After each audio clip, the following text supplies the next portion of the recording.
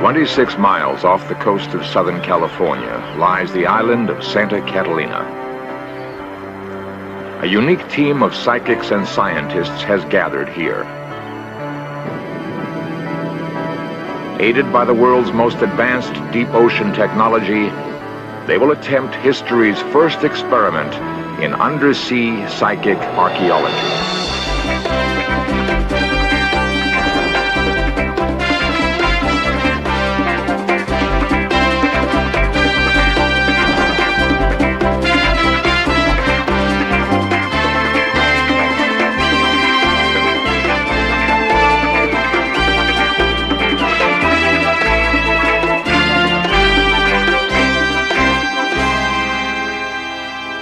Is there something in the human mind that can gather information our normal senses do not know? Can a psychic, guided only by paranormal powers, reach out with some portion of himself to describe an unknown wreck on the ocean floor?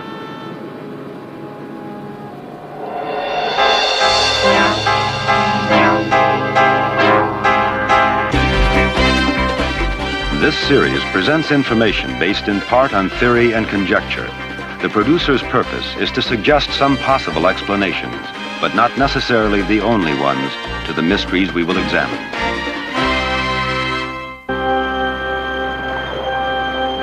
Three-quarters of the globe is covered by vast oceans.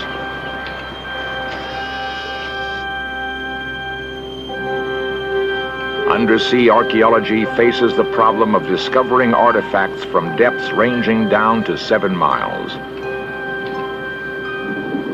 Low light, shifting sand, and growing coral often obscure the outline of objects beneath the sea. The very act of diving is fraught with danger and difficulty. Man was not made to recover history underwater.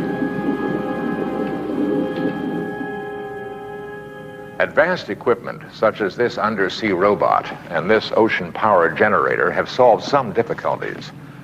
But even technology cannot answer the most critical challenge: where to look, where to find the objects which unlock the closed chapters of our past. Perhaps the answer lies not with machines, but within ourselves.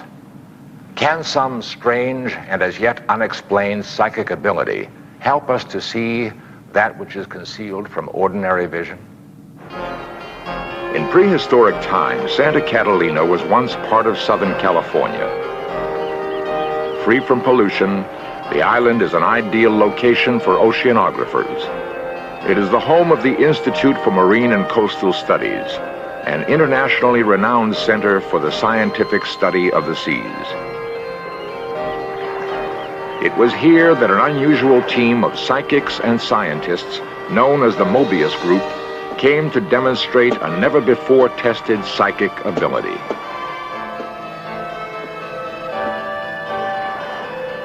Using an extraordinary new research submarine, the team would attempt to prove that man's psychic capabilities could indeed reveal the ocean's secrets.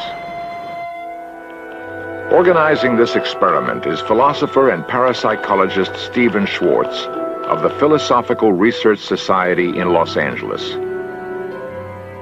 Author of The Secret Vaults of Time, he is determined to see that psychic archaeology is accepted as a modern scientific discipline.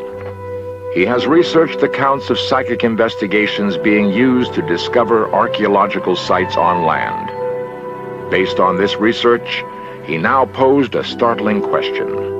Could psychic talents, he wonders, also be used for the more difficult problem of locating objects on the ocean's floor? To answer this question, he organized Project Deep Quest. I chose the sea because it offered a chance to close all the loopholes. If Deep Quest was going to be successful, the only explanation would be that we obtained information from psychic sources.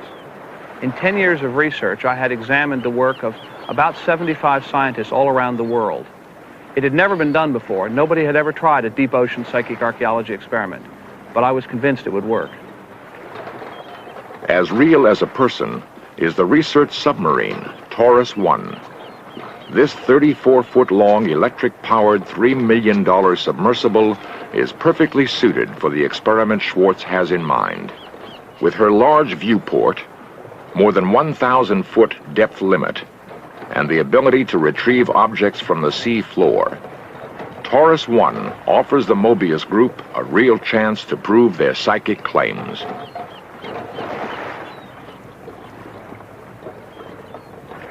For months, Taurus 1 has dived off Catalina, carrying out a wide range of marine biological and geophysical undersea experiments.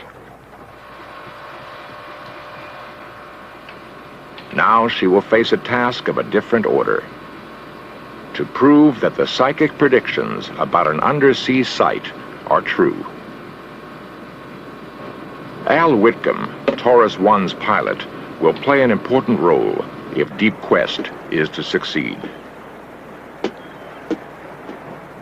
Al, we believe that somewhere in these waters we're going to make a psychic hit. About how far out can we go and get a reasonable day's dive? Well, our first limitation would be the diving depth capability of the submersible, which is 300 meters or 1,000 feet. After that, considering our tow out and our tow in, I'd say let's stay within the 2-mile range, and it gives us a good working day. So it's somewhere over in here would be ideal if we go out that far. This appeared at first hand to many of our boys as just one of those mad ventures. I did persuade the boys that, you know, it was a viable thing, it could be fun, and we were going to give these guys all the encouragement we could. For all his enthusiasm, Whitcomb knows from past dives that the odds are against success. We'd spent about 20 diving days in the area. We'd covered a lot of ground. We hadn't seen anything other than just a few scraps on the bottom. It was flat, and just a few rocks, a few bits of seaweed, and certainly a multitude of fish, but otherwise nothing.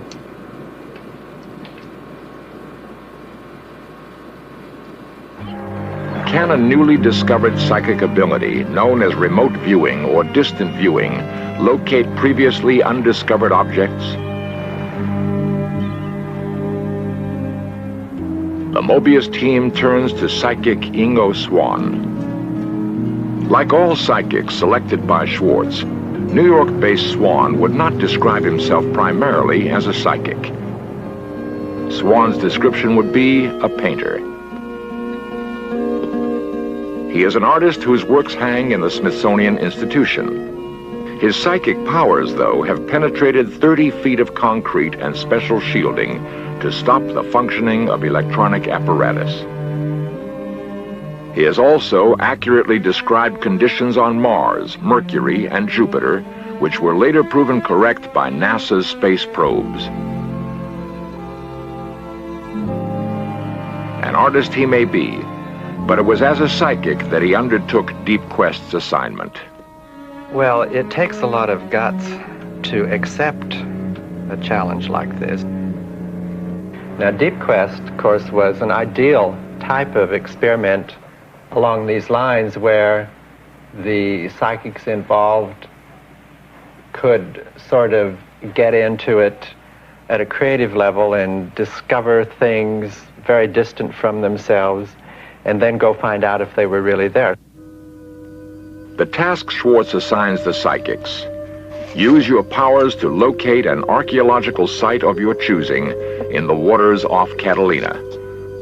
Identify specific objects within the site, draw pictures of what the objects look like, explain their history. This isn't an easy thing to do. At first, you have to work up to it, you know, and sort of separate yourself from the physical environment and become, as it is, psychic for that particular task, and then do it. Swan has never been to Catalina, is not an expert on nautical history, and has been given no other guidance but the chart and the questions. Using only his psychic insight, he develops a list of items he believes are on the ocean floor. I like that tree. Okay. Hella Hammond is the other psychic involved. She and Swan are regarded by many as the most successfully tested psychics in the United States. I think that's about right. Like Swan, she has no familiarity with Catalina or marine archaeology. People think of a psychic as somebody who's wearing a turban and has a crystal ball. I don't think of myself as a psychic. I'm a photographer, and I've been very interested in psychic functioning, and I guess I've spent a lot of time trying to learn how to be more receptive and more tuned to that other world that exists. To me, psychic is just to really be aware, not things with trappings. So I would rather call it being very, very aware. I just sort of look at the map, not as much with my eyes as sort of get the feeling of it. And I tend to feel a heaviness in certain areas. I can't describe it any other way. It just sort of gets heavy. And that's where I mark the map. One of the charges leveled at psychic researchers is that experiments are rarely witnessed in their entirety by an uninvolved, credible observer.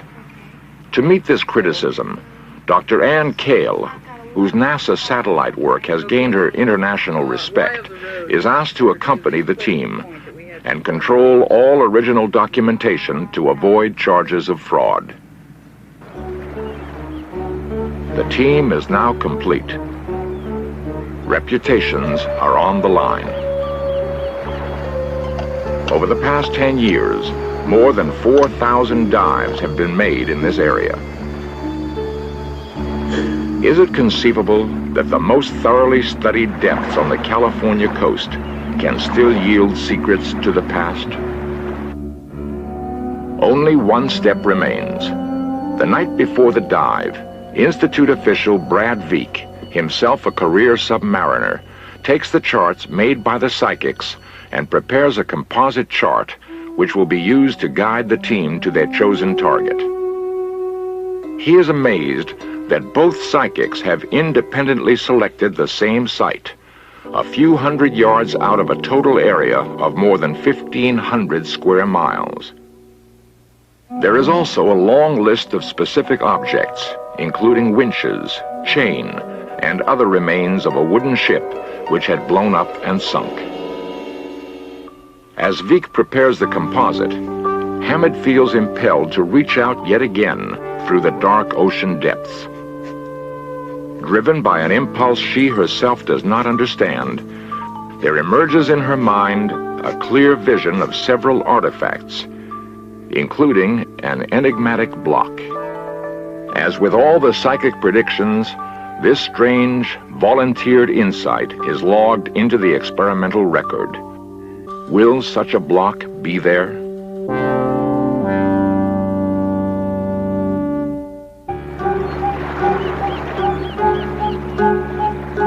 "8 a.m., the morning of the dive. Surface control, this is Taurus. Surface go. Roger, all systems checked. Hull is secured. I'd like permission to open vents and dive at this time. Taurus, surface, Roger, clear to open vents. Have a good dive. Taurus, Roger, and thank you.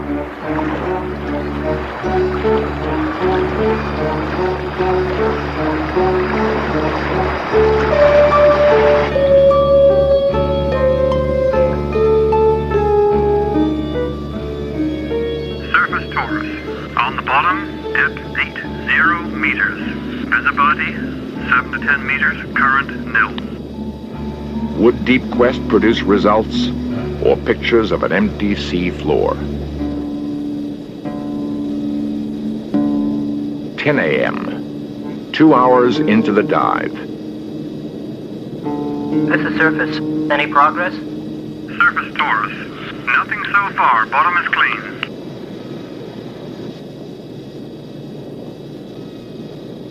Surface Taurus. We're having trouble locating our position relative to the target. There just isn't any landmarks down here. 11 a.m., 3 hours into the dive.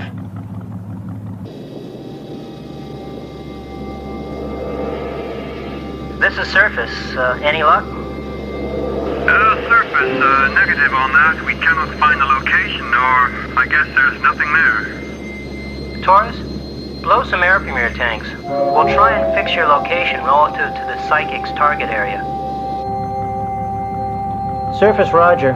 We have your bubbles, Taurus, but you're nowhere near the target area. Taurus, it's now 1200. We've been at this for half a day. To resolve her location difficulties, the Taurus asks the surface ship to lower a sonar homing device. The surface ship is directly above the predicted target.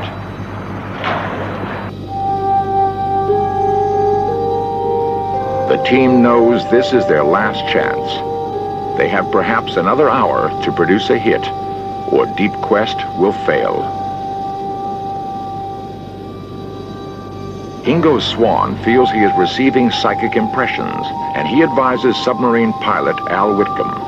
Ingo pointed in a direction and said, "Go there, go there." So I just turned the submersible and drove it along his finger. He pointed to a shadow on the bottom, and he said, "That's it, that's it." So I said, "Well, okay," and I extended my articulated manipulator, dug it into the bottom, and pulled out the first artifact.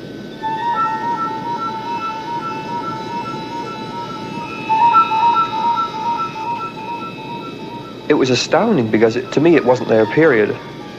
It just didn't exist. It is clear to everyone in the submarine that the object they have found with Swann's psychic guidance has lain undisturbed for many decades. Its heavy encrustation and almost buried position unequivocally demonstrates this. But one object does not make a wreck.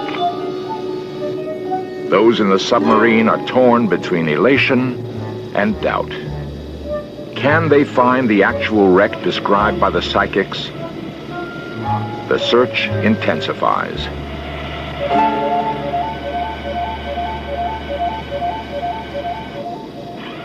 That was that contact. Hey, we've got something. God, it's part of a ship.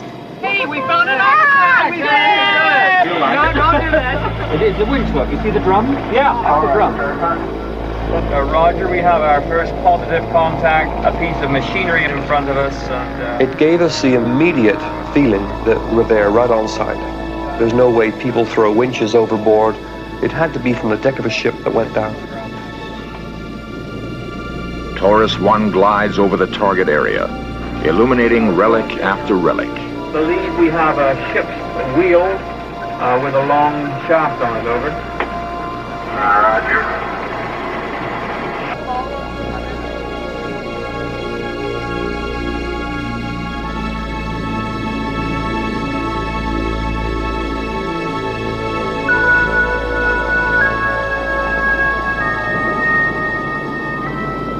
Still, the team wants more. And go on and investigate other targets, over.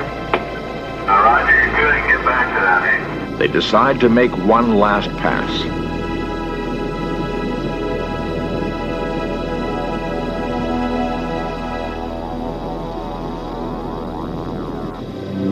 Hella Hamid's block, the strange monolith she had predicted.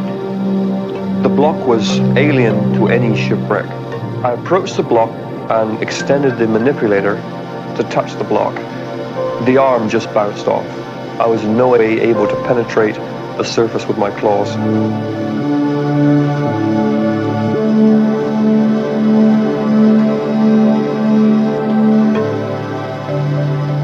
Such a unique psychic prediction coming true stuns Schwartz.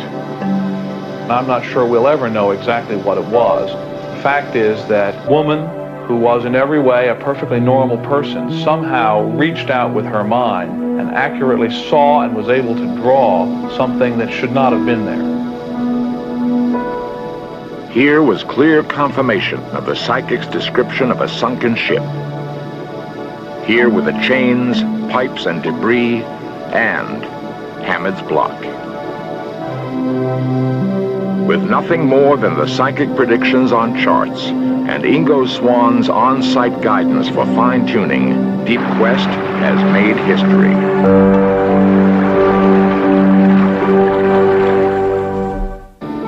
If Deep Quest is to have its full impact on science, questions need to be answered.